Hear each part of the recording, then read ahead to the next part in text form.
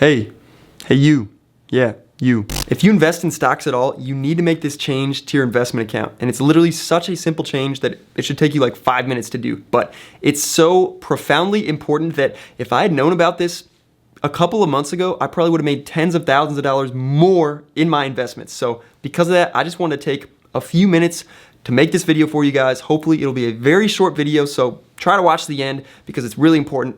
Let's dive into my computer, not waste your time, and yeah, let's just do it. Also though, if you find this video helpful, please smash that like button. All right guys, so I'm here on my computer, and what this relates to is the cost basis on your stock. And if you don't know what that is, the cost basis is the price that you originally paid for the stock. So if I bought 100 shares of a stock at $1 and it rose up to $3, my cost basis would be $1 on that purchase.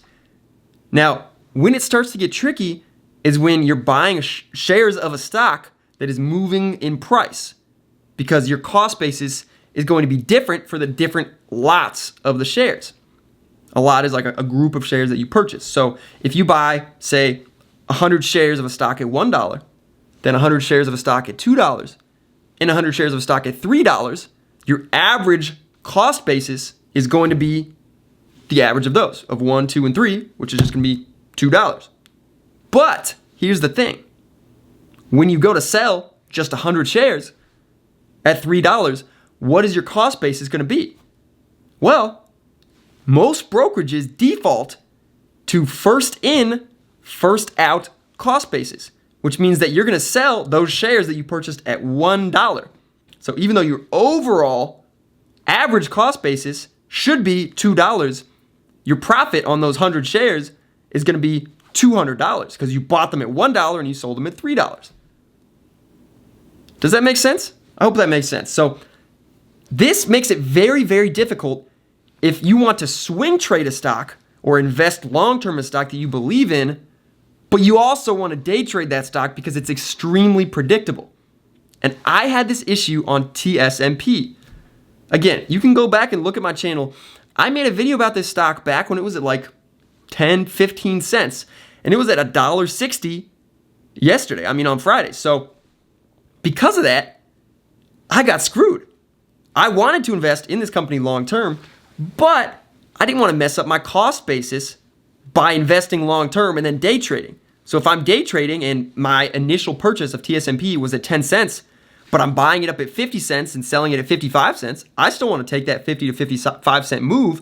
But if I bought 100 shares at 10 cents and bought 100 shares at 50 cents, and then I sold 100 shares at 55 cents, I'd be selling my shares from 10 cents. And now my new cost basis would be 50 cents, which means that if I saw a drop under 50 cents, I wouldn't want to keep holding. Even though long term, if I'm holding from 10 cents and it dropped from 50 to 40, that's fine. Stocks go up and stocks go down. So this is extremely important if you want to do that. And in Fidelity, you want to look this up. Fidelity first in, last out. That's what I looked up on this, which pulls up this, how to change your cost basis information. What you can do is this. You can change your cost basis tracking method within your brokerage. And I'm assuming there's a way to do this for every brokerage. I personally use Fidelity, and a lot of the people who watch this channel now use Fidelity because of me. So because of that, I'm just going to talk about how you do this on Fidelity. But feel free to do your research if you want to do it on E-Trade or TD Ameritrade, etc. I'm sure there's probably a way to change this. But you go here, you go to change a cost basis tracking method. That will take you to this page right here, and you can see here my accounts. Here's the cost basis, actual cost, default disposal method, first in, first out. So again, that means the shares that you buy first, you sell first, which makes it impossible to swing trade and day trade stocks at the same time. But here's the thing.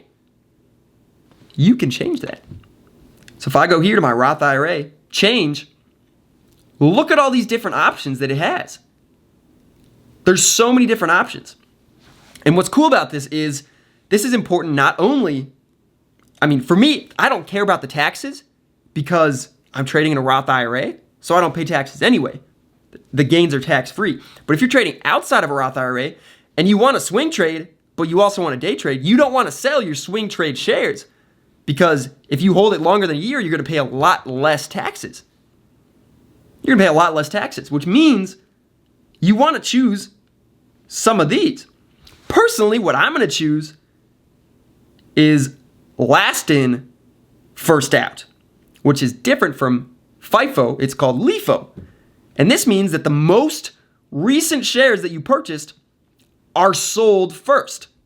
So that means if I buy TSMP at 10 cents and want to hold long term, and then it goes up to 50 cents, and I want to day trade it, I buy at 50 cents, I sell at 55 cents, I'm going to be selling those shares that I bought at 50 cents at 55 cents. And I'm still holding my shares from 10 cents. So I still have my really good cost basis long term. And this is so important psychologically because this will allow me to day trade stocks that I can read the momentum on, but also invest in them long term without messing up my cost basis. This literally is such an incredible change. So make sure you go and do this. Again, you can read through all these different options. I'm probably going to do this one. But I mean, you can also, this one is probably the same pretty much equivalent thing. Shares purchased today are sold first. So I mean, that should be pretty much the same thing if I'm day trading. I mean, if I buy shares today and sell them today, I'm still keeping my shares from a month ago. So I mean, that's another one you can do. You can look into these tax sensitive ones if that's really important to you. So I mean, I'm not going to go through each and every one of these, but definitely go take a look at this, guys, because this is absolutely groundbreaking stuff. And I should have known about this earlier because, I mean, I already knew this was a thing from business classes back when I took it. It didn't cross my mind. So shout out to my man, Dan Lotus, or what is it, Lotus Dan? I don't know what he goes by specifically, but I give you the credit for this one, man. You talked about this in the Discord, and I finally took the opportunity to go and do the research on this. And this is going to change things. This is really going to change things because there's a lot of stocks where you might be able to day trade it, but you don't want to day trade it because you don't want to mess up your cost basis for swing trading. The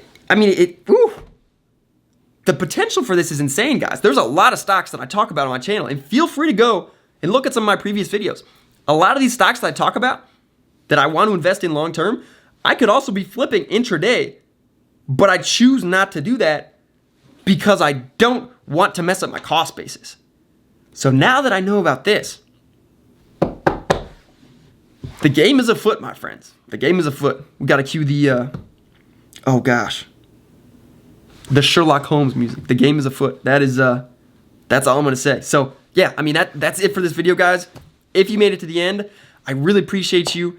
If you're Dan and you made it to the end, thank you so much for letting me know about this. Definitely go make this change, guys, because it's going to be so important if you want to swing trade and day trade at the same time. It's going to change everything. It's going to change everything. And it's going to change a lot of stuff for me.